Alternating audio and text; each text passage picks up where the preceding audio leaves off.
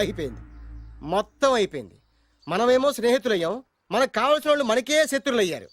ఆ రోజు మనకు తగిలిన అష్టలక్ష్మి లాటరీని చేతులారా పోగొట్టుకున్నాం. ఈ రోజు మనకు అదృష్టంలో కలిసి వచ్చిన అమ్మాయిల్ని చేతులా మిస్ చేసుకున్నాం. ఇప్పుడు ఎలా రా? బ్యాగ్ సర్దుకొని పోదాం. ఎక్కడికి? ఎక్కడికేటి? మళ్ళీ నువ్వు వేరు ముక్కలు, నేను ఫోటో ముక్కలు. ఇదిగా పద. God's must be crazy. Daddy daddy daddy ఏమైందమ్మా? ఆ బాలు పెద్ద చీట డాడీ. అతను కోటేశ్వరుడు కాదు, బొబ్బిల్ రాజా వారసుడు కాదు. ఏదో రోడ్ల మీద వేరే ముక్కలు అమ్ముకునేవాడంట తెలుసా? ఎవరు చెప్పారు? అతనే చెప్తుంటే విన్నాను. అది వాణ్ణి చూడగానే నాకు అదే అనిపించింది. డాడీ ఇప్పుడు ఎందుకు నవ్వుతున్నారు? ఏంటండి ఈ షాక్ కి మతిపోయి పిచ్చెక్కి నవ్వుతున్నారా ఏంటి? డాడీ అతను మనకు షాక్ ఇచ్చాడు, అమ్మాయికి టెస్ట్ పెట్టాడు. టెస్టా? అవునమ్మా, అతను ఏమన్నా సామాన్యుడా?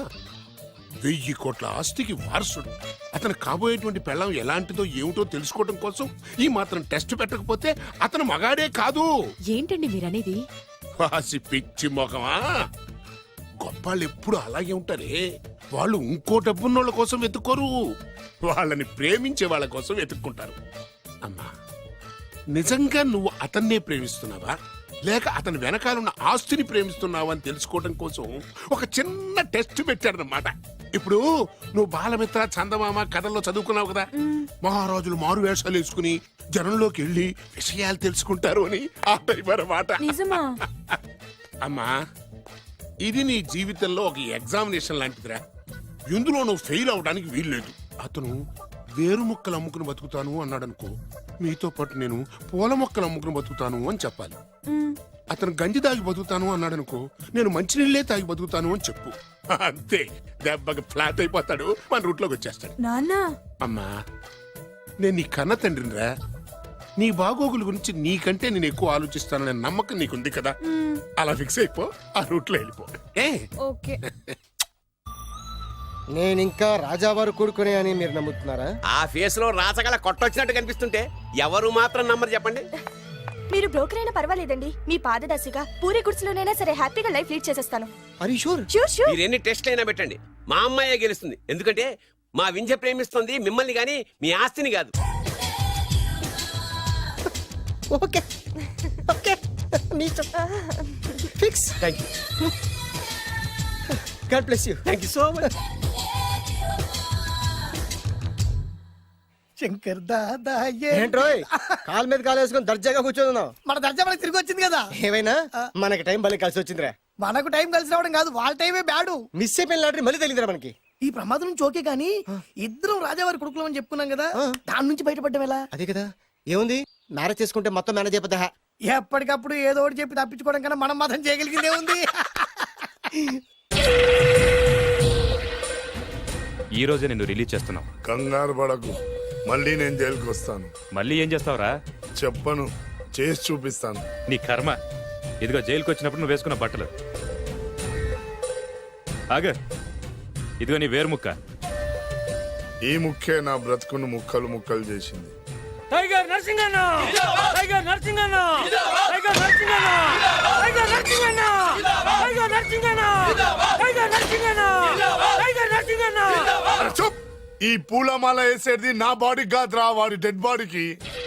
ఆడు ఈ ఏరు ముక్క నమ్మితే దాన్ని కొని ఎటువంటి వాడినైనా కొట్టగలుగుతానని వాడి మాటలు నమ్మి నాకు ప్రతి విషయంలో అడ్డొచ్చా ఎస్పీ గారి మీద చేయి చేసుకుంటే వాడు నా బొక్కలు కొట్టి బొక్కలు వేశాడ్రా. షేమ్, ఇంత పెద్ద దాదనే ఉండి మోసపోయాను. ఆ బాలుగాడి బాడీని పూడ్చే వరకు పచ్చి మంచినీళ్ళు కూడా తాగను నేను. పదండి వాడిని వెతుకుదాం. పదన్నా. ఏంటి, వైట్ హౌస్ షూటింగ్ కి పర్మిషన్ ఇవ్వనన్నాడా? నో నో నో నో, నేను అక్కడే షూటింగ్ చేస్తాను, నేను అక్కడే షూటింగ్ చేస్తాను. అంత టెన్షన్ ఎందుకండి, మన ఇంటికే వైట్ రంగు వేయిస్తాను, వైట్ హౌస్ అయిపోతుంది. నేను మాట్లాడుతుంది అమెరికా ఉన్న వైట్ హౌస్ గురించి. 1 సెకండ్. ఒకవేళ అమ్ముతారం కనుకో, ఎంత డబ్బైనా సరే సింగిల్ పేమెంట్ అలా ఇసిరేద్దాం. ఓకే, నాకు ఏ విషయం 10 minutes లో చెప్పాలి, రైట్? Creation location చంపేస్తున్నాయి. ఇలాగైతే నేను సినిమా తీయడం మానేస్తాను. అంత మాట అనకండి, నా కోసం మీరు ఎప్పుడు డైరెక్టర్ గానే ఉండాలి.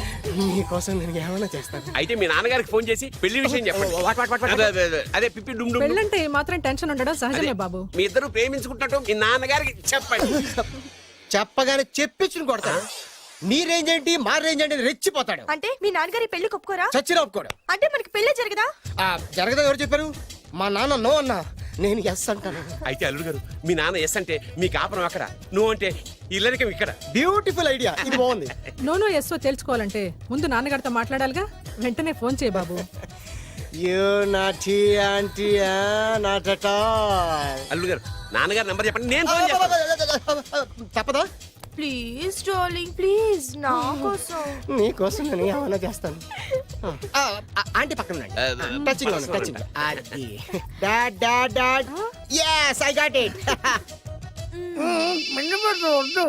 ఫోను. ఫోన్ ఏంటి టైంలో అలా.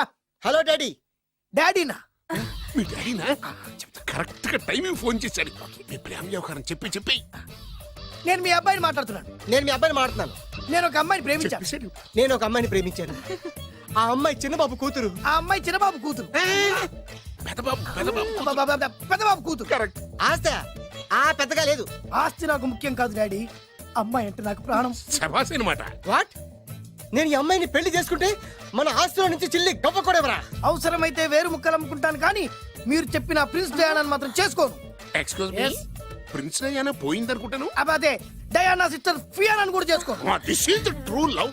ఓకే డాడ్, నువ్వు మన ప్యాలెస్ లోపలికి రానిపోయినా పర్వాలేదు, నువ్వు మా పెళ్లికి వచ్చి అక్షంతలు ఏకపోయినా పర్వాలేదు, నేను మాత్రం ఈ అమ్మాయిని పెళ్లి చేసుకుంటాను. Do you understand? Good bye dad.